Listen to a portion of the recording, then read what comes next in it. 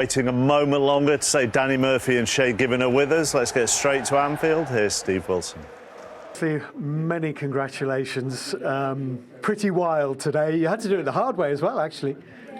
Yeah, by going 1-0 down, and that's true. But I think the moment when we arrived with the bus, everybody could feel that we were never going to lose this game. The fans were so supportive before the game, during the game, that even when we were 1-0 down, you could feel that this team and these fans were able to get this one over the line. You are the first Dutch coach to win the Premier League. That must make you very proud and will make your country proud. It's special, very special. To be the first one is something that will never change. And that is very special, especially at a club like this, where it's not that we won it 9 out of 10 times in the last 10 seasons, but we did win it twice in the last 5 seasons. Of course, last time you won it, you experienced what it felt like to win the Premier League, but you didn't experience what it was to hear winning the Premier League, because there was nobody here. Very different today. Yeah, completely different. The feeling is unbelievable. To play also home and be able to win it by winning the game is incredible.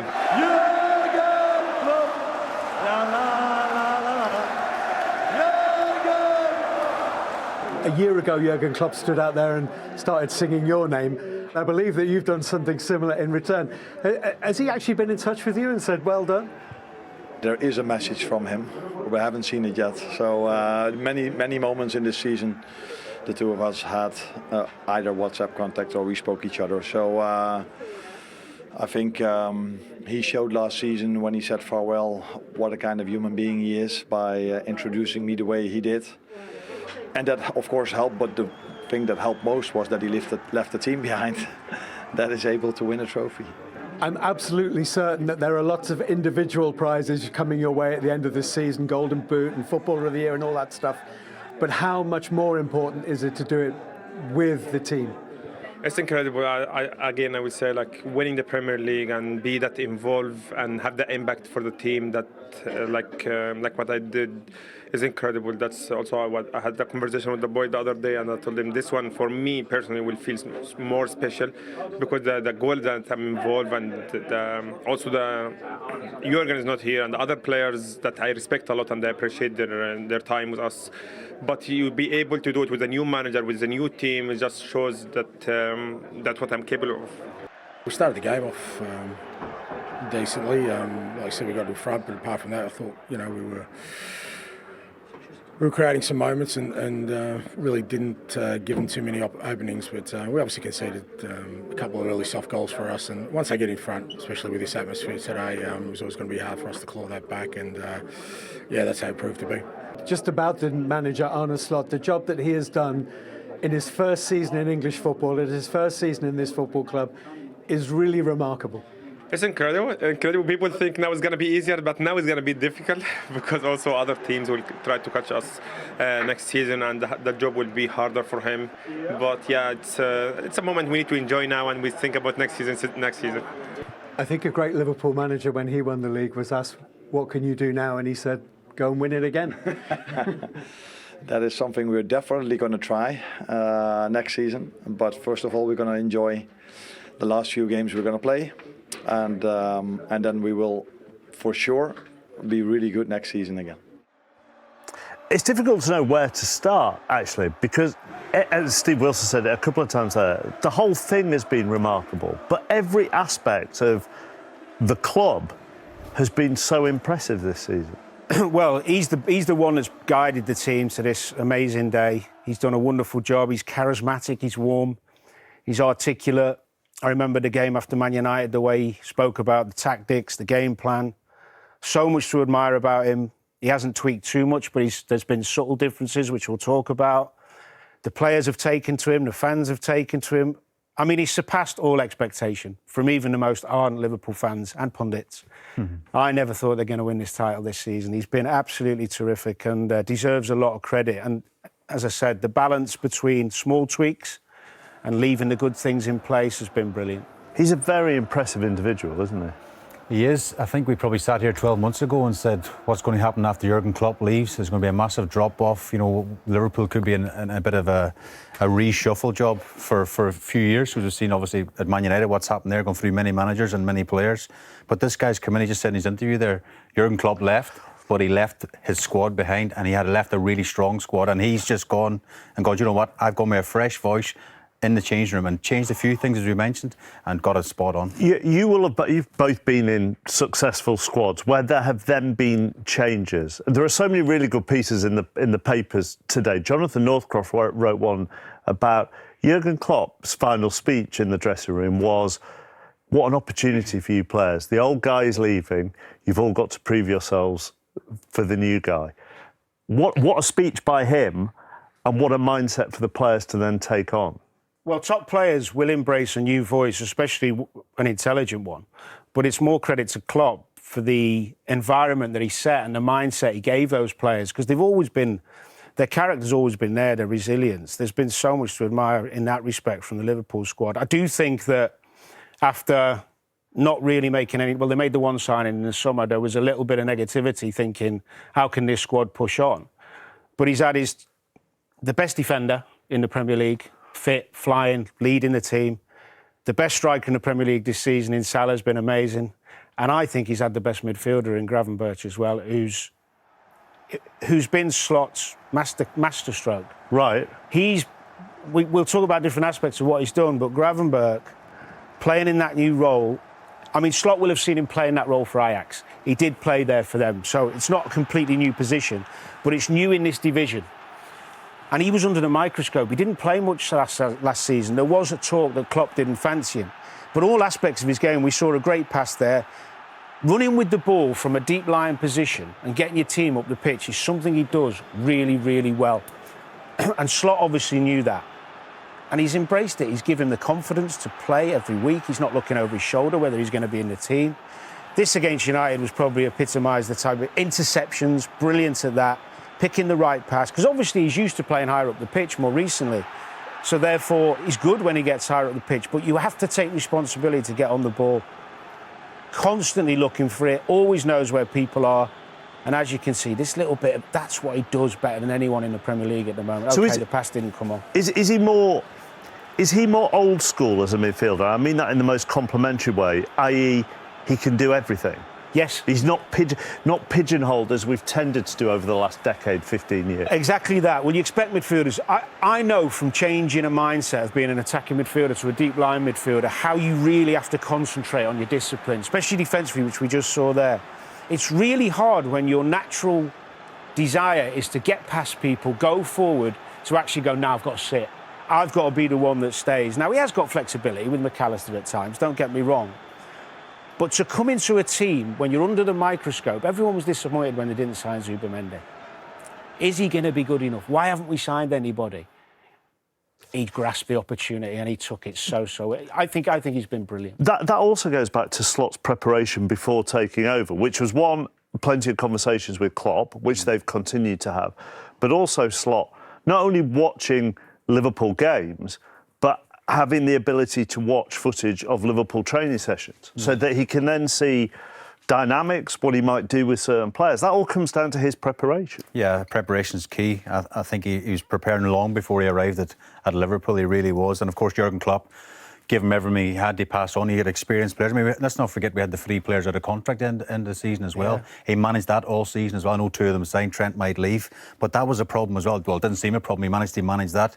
And I think the personalities within the change of Andy Robertson, Van Dijk, the likes, there's lots of leaders there. Mo Salah, there's leaders within that, and I think he lent heavy on them as well in his first season. But this spine is crucial, isn't it? I mean, he left out the goalkeepers there, I might add. Right. He went only because I knew you were coming to them. Okay, I wanted to give you a bit of... I hear you. Well, go on then, do the goalkeepers. No, I think any Premier League team that wins the Premier League, you need to have a top goalkeeper, the spine of the team, but it starts with the goalkeeper. And I think Liverpool have had 2 top goalkeepers this year.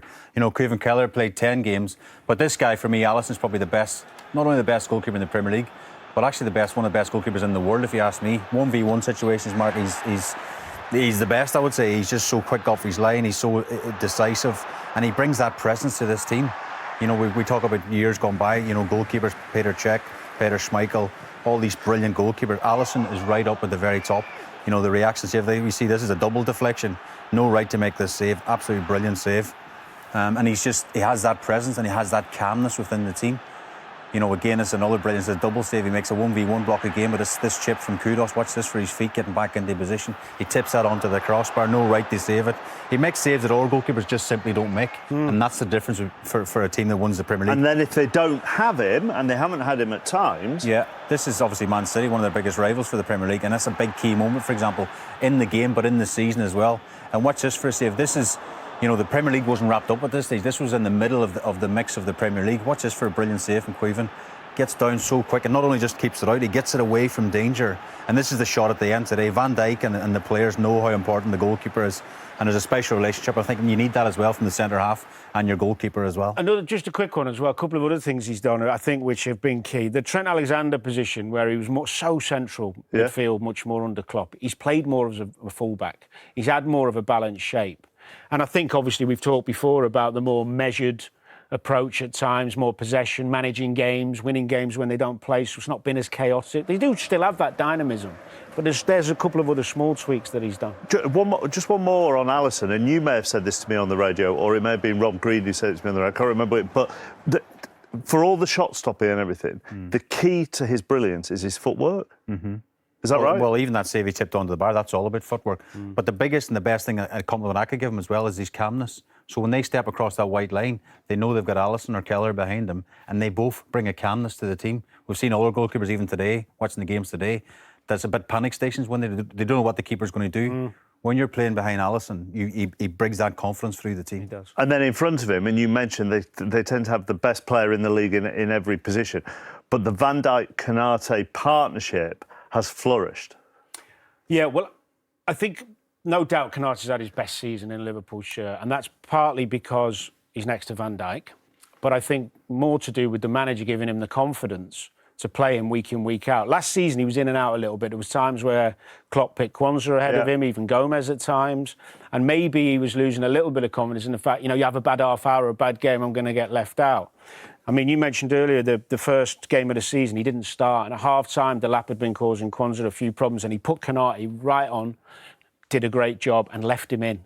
And his confidence grew. But that partnership with those two is now being talked about. A lot of talk, Gabriel and Saliba, for a couple of seasons now. These two have matched them this season. These two have matched them. And look at the numbers when they play together compared to when they don't. I mean, it really is stark. The only thing, we don't want to be in the same position next summer. Konate's only got a year left, so that needs sorting out. Yeah, but then one of the knock-on effects for Konate, I mean, look, you have no idea who may be interested in him or what a certain player wants. But once Konate knows that Van Dijk has signed for another 2 years and knows where that future of that defensive partnership is, that's a bigger sell to get him to sign, isn't it? But again, it's the powers that be have to make a decision. I would say this summer on Konate, because he has had a brilliant season. You're going to get maximum money for him now. You can't let him run down and go on a free transfer. He's still relatively young. And on the back of a brilliant season, you'd have to tie him down. And Van Dijk as well, you'd imagine he'll be in his ear as well. This could be the start of something major at the club. And the other player that they've tied down is Mo Salah, who, as Steve said, is likely to win Golden Boot and Player of the Year. Well, I think his form this season has surprised a few people, not because they didn't expect him to score goals, but his assist levels have gone through the roof. His fitness looks incredible compared to maybe the season before. He looks happier, I think. I don't know if you agree with that, but when I watch him play, he seems to be smiling a hell of a lot more. Is his role ever so slightly different, say, because someone like Szoboszlai has gone a bit further forward as a midfielder? Or is his role not far off identical to what it was under Klopp for you? Well, the biggest difference, I saw a little interview he did where he talked about, he kind of said it jokingly, but he said, Slot doesn't want me to defend as much. And I think any forward player likes to hear that, maybe because of the legs of Szoboszlai, maybe because of Gravenberch. They've got such good legs in the team. I just think it's sometimes with a footballer, they find a relationship with the manager that, and a balance in the team that makes you feel really good. I think he looks super happy and content, hence him signing a contract. And there's no reason when you look at him physically that he's going to drop off. He said he wants to break the record for the number of goal involvements in a season, which if you're a kind of grumpy old pundit, it might annoy like you me. because it's only become. I think he's talking about me. I mean, grumpy and old could apply to all three of us, to be honest with you. It's just the pundit thing I don't fall into. But it's a bit more of a new thing, goal involvements. Yeah. But we've gone back through the stats to create the record, and he is on course to break it. No, I think he mentioned in his interview as well. That's important to him as well. As Danny says, his assists have gone up this year as well, and of course you'd imagine in the last few games he'll add 2 goals and assists as well, and probably get the top of that record. But what you would say, and Danny mentioned a really good point, Slaughter's actually said to him, yes, defend at times, but we want you to have your energy and your legs going forward. And there was a period this season, he was unplayable, unstoppable. Everything he'd done turned to goals, and that's when Liverpool really kicked on. I think it's also worth saying as well, the other forward players have all chipped in. And when you think about another little tweak, giving Slot more kudos here, Diaz played a lot of games centre-forward, and he didn't play centre-forward for Klopp very often, if at all. And that's partly because he didn't fancy Darwin, which is obvious with the lack of minutes. But I also think he played Diaz high, the tenacity, you know, that ability to run with the ball and the different qualities he's got, which has also helped Salah at times. They've had some nice combinations. It doesn't happen very often, does it, this? But you also have to say, for everybody involved in the running of the club, fair play, because they identified the right man, they've stayed calm over contract negotiations, and everything has been incredibly smooth. It feels that way, doesn't it? Feels like they're in really good hands. Recruitment's good. They've now got a super amount of money to spend this summer. I also was amazed they didn't get someone in January just to reinforce, but they didn't feel the need to. It feels like all the decisions they're making, they're getting right. Mostly the manager. I think he's got charisma as well. He's got a sparkle in his eye. I think the players want to play for him. You can tell that today after the celebrations as well. They're all hugging him and whatever. And even when he's singing Jurgen Klopp's name, they come and spray him with a champagne, whatever. He's got a connection straight away. And you know, Dan, the fans as well, they've taken to him big time. He's a hero already, isn't he? That today is amazing for so many Liverpool fans who've never had the experience of watching Liverpool win a title. I've been lucky enough to have that experience as a fan when I was a young lad, and everyone used to just take it for granted. Today, there's been memories created for so many of those supporters who've never had that, that experience. Right, up next, Europe. Very, very happy, of course, but to a certain extent also quite unreal, because you've worked so hard for this moment to happen, and when it then does happen, it needs some time for you to truly feel it. But the fans were so happy that it didn't take me long to understand what we've achieved together this season. Chris? Take on a club of this stature, you walk through the door, you see the lads you now join, how long will it take to sink in on what you just Yeah, that is so special. The moment I knew I would become the new head coach over here, that's already a moment where you're so proud of, to be part of such a great football club. Then now to be part of the history of this football club is something I think I could have only dreamt of 2, 3 or 4 years ago. It's I don't know if it's funny or not, but I think it was 4, 5 or 6 years ago. It was the first time when I was here, when Pep Lijnders invited me. That was against Tottenham. I think they won that game 4-0, was somewhere around Christmas time. And we all know what happened around Tottenham 1 or 2 years ago. So now to win it against them is quite special. And this week, the one I was with was my sports director at Cambuur Leeuwarden, where I worked back then. He showed me that we were also visiting a match from the under-21s where Joe and Trent were involved in that game. It was, I don't know where they played, but it was in a small stadium. So yeah, special day, and not the first time I was here when we played Tottenham. Can you describe what it was like first arriving at the stadium, seeing the scenes outside, all the fans, they start celebrating early, really, and then at the final whistle when that relief, you're on the pitch, and the fans are singing to you. What was that like? The only moment I was emotional today was when we arrived at the stadium, to see what it meant for the fans, what it meant for these people, for us to have a chance of winning it, felt really special, but immediately it also felt like, we still have to do it. But I think everybody who was inside that bus felt if the fans are with us like they are, then it's impossible for us to lose this game of football. Yeah, and then during the game, after the game, it's been incredible how the support of the fans were and how our players played, and special to be part of this day. Andy? Arne, how will you celebrate tonight? Probably with a glass of beer or two, or maybe 3. If I'm correct, then there will be a little party over here with friends, family. Sorry, maybe not. And so yeah, the moment I leave this room, probably they're going to inform me what are the plans. And but I definitely know it's going to be special. But I think there's one more special moment to come, somewhere around the 26th. Yeah. Well, What did John Henry say to you after you won the title? Probably congratulations. I don't remember exactly what he said, but it was special for them as well, I think, to be part of this moment. For them to trust me in this position. Maybe now everybody says, that's made complete sense. But the moment they signed me, is that the way you say it? Yeah. Maybe not everyone was as convinced as everyone is now. So that tells you also what a special club this is, and that they don't not always go for the maybe most simple or obvious choice, but they make the choice that they think is best for the club. And so it must be a special moment for them as well, second time in 5 years that they win the league also. And now to do this in front of our fans is special for everyone, including for them. Yes. And you obviously had all your family here. How proud does that make you of your own achievement? Very proud. Very proud, but it's special to have them with me because my family, all of the families of the players have to make certain sacrifices if you do this job. Not only this season, throughout your whole career. Me, like you, everyone works really hard, but we're not always home.